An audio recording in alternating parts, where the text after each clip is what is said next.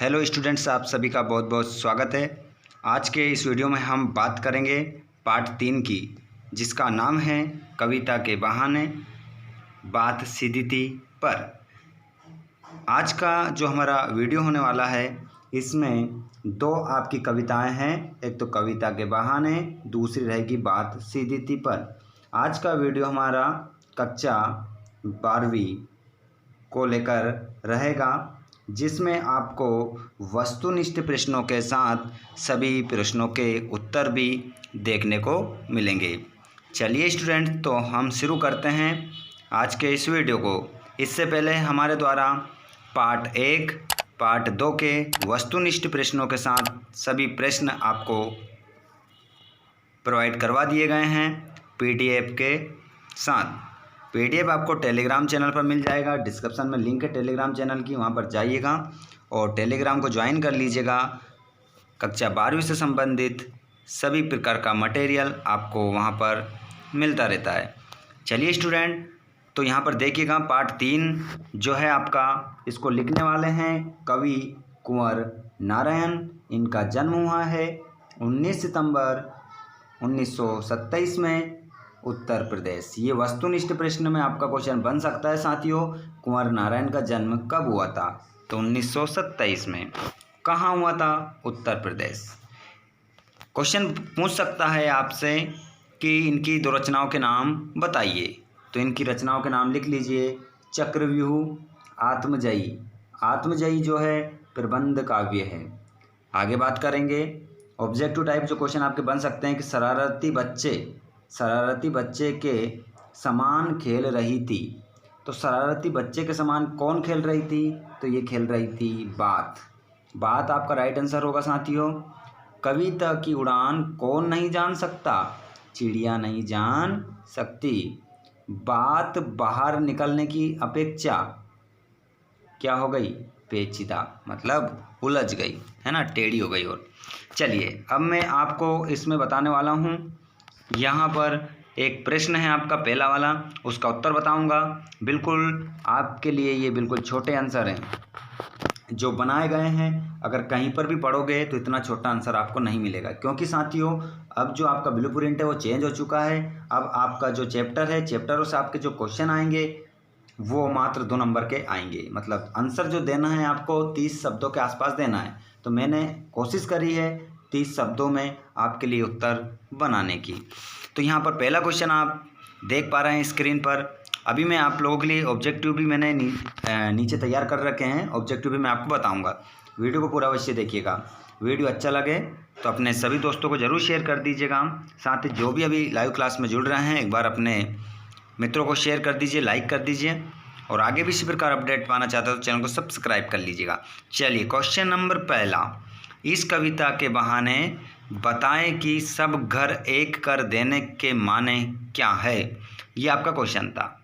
तो यहाँ पर उत्तर हमने लिखा है, यहाँ पर देखिएगा कि बच्चे खेल खेल में अपनी सीमा, अपने परायों का भेद भूल जाते हैं।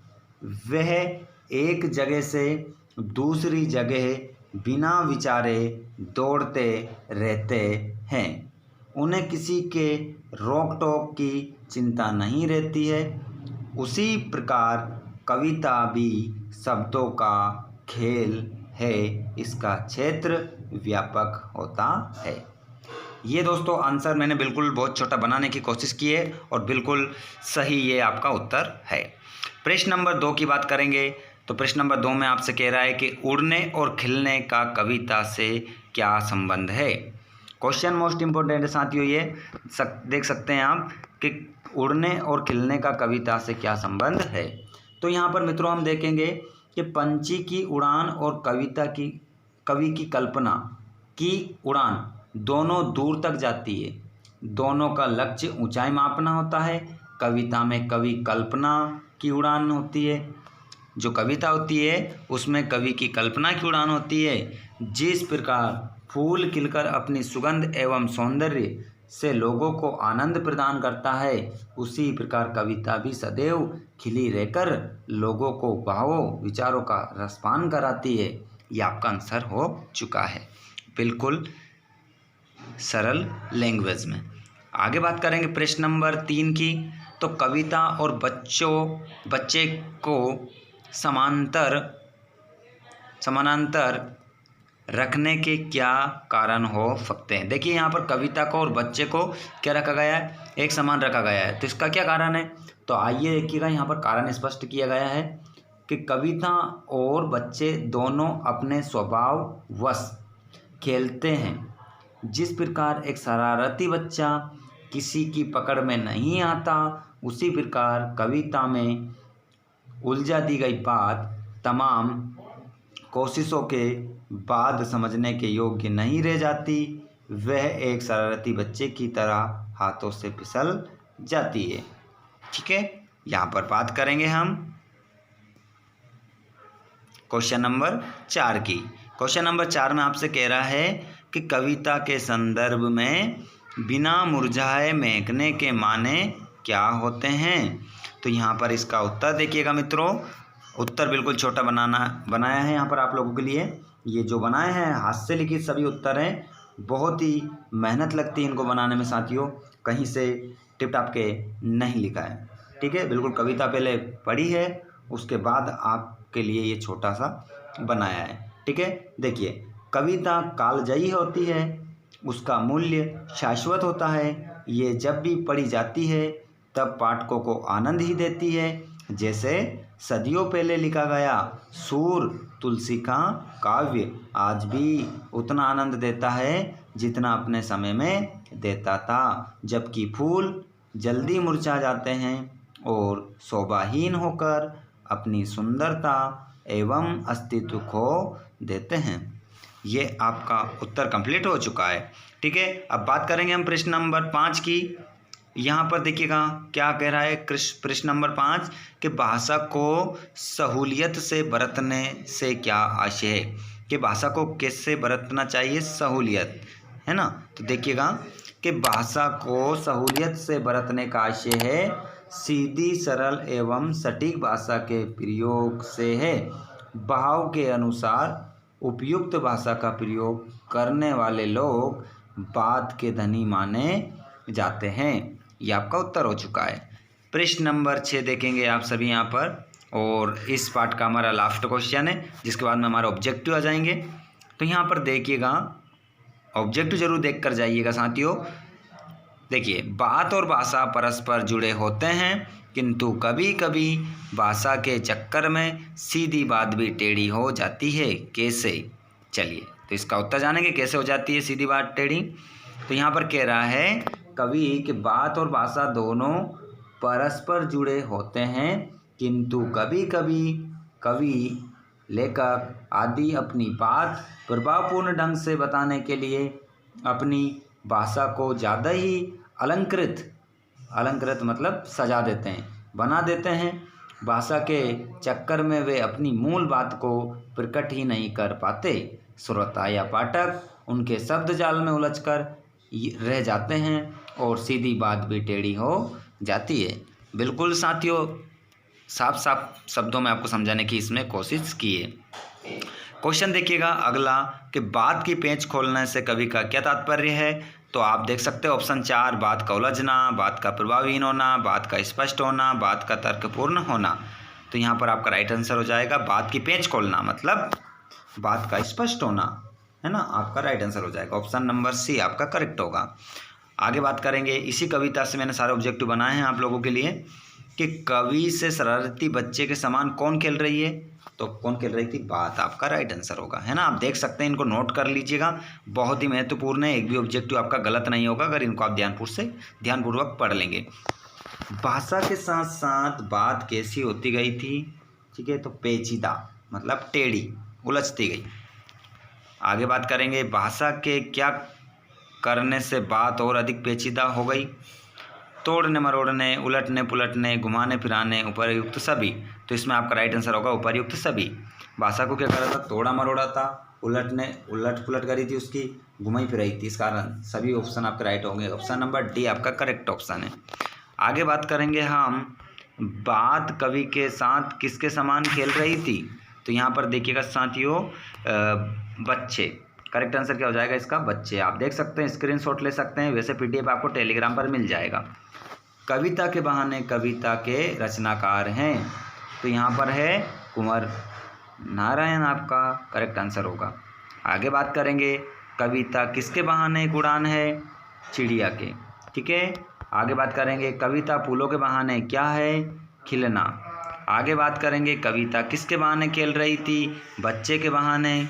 आगे बात करेंगे, सब घर एक कर देने का क्या आशय है? तो इसमें आपका राइट आंसर होगा भेदभाव नहीं रखना। सीधी सी बात किसके चक्कर में फंस गई?